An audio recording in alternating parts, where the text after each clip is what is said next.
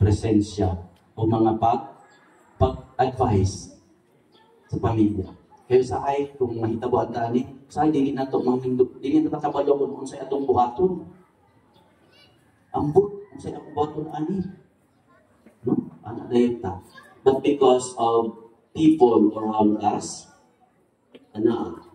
nahitabo or nahimo ang pagpahigayon sa pagkaylawas ni Pariboy sa mga anak, padayon, no? Pag tinabangay sa mga igsuon, tinabangay. Nagkita may magtinabangay. Kita-kita naman yun, no?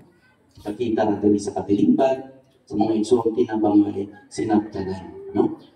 Pagkigumay, pagpabiling diha sa kanang relasyon, isip kapamilya, isip igsuon, isip membro sa katilingban. Minanalang kita, no? So, life must go on. Dawato nato ang pagkawala ni Pariboy, ug natay picture, atong ibutan diha sa ato ang kwadro nato ng siya. Kay, doon na ato ang buhing handumanan. Kaya maabot pa yun ang panahon na ang picture mawala. No? Pero naka-okay siya nila sa atong mga dughan.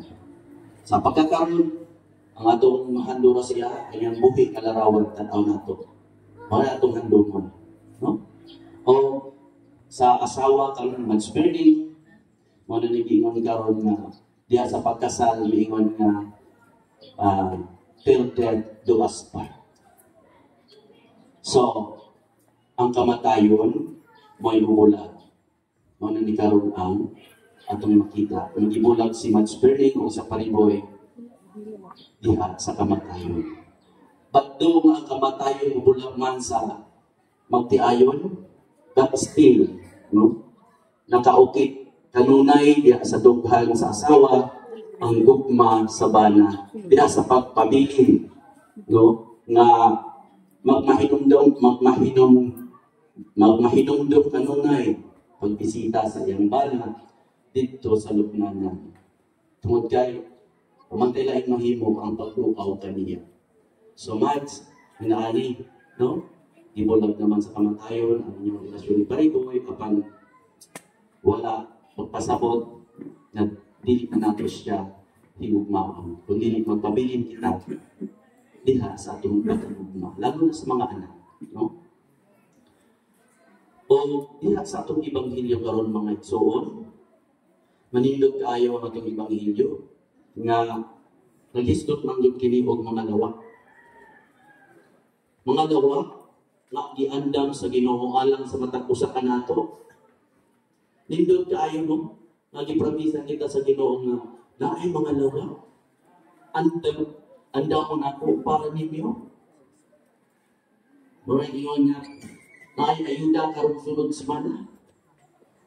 10,000 igay kay ka pertensyon na itong pagka kanang kurang na burst atong moral ay kayahan ay 10,000 or 5,000 or 3,000 or 2,000 ayuda hinam-hinam ta ang Ginoo mayon pod sa toa handa man og kamog lawak alam kaninyo walto ko sa langit maganda og lawak alam kaninyo mga igsoon buhit nga pasalig sa Ginoo kining mga lawak ngayang andamon alang nato hinood na sa Bible.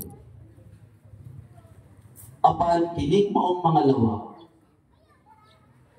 maangkon lamang nato kung kita diya sa tong kaugalingon matinud-anon punta sa Ginoo. Kanos amanta mahimong di matinud-anon sahay hindi naging ato ang pagpangalagan mo yun na usahay di ta usahay matinud-anon no kay sa Ginoo na ako sa unahan usahay ako ma-thank you na ako para sa Ginoo. Then second ang ato ang mga relasyon sa atong isig ka tao katulong ng atong mga binuhatan no saan man nato pag-angkon aning kwarto na giandam sa Ginoo alang nato. Taas-tason sa dako akong mamili kay murag wala pa man po ang purlon. No? Murag wala pa man ang purlon mo po taas-tason sa dako. Paano din? Kung saan man ito pag-angkon ining lawak mag-iingon sa Ginoo, naabigyan na sa ito ang kagalay ng mga buhay. Pagpapigdipig na ito sa Ginoo, Lord, bisag, apiki kayo pa ng Lord, gahinan tayo kagtay. Kanang Domingo, nga naman yun nga,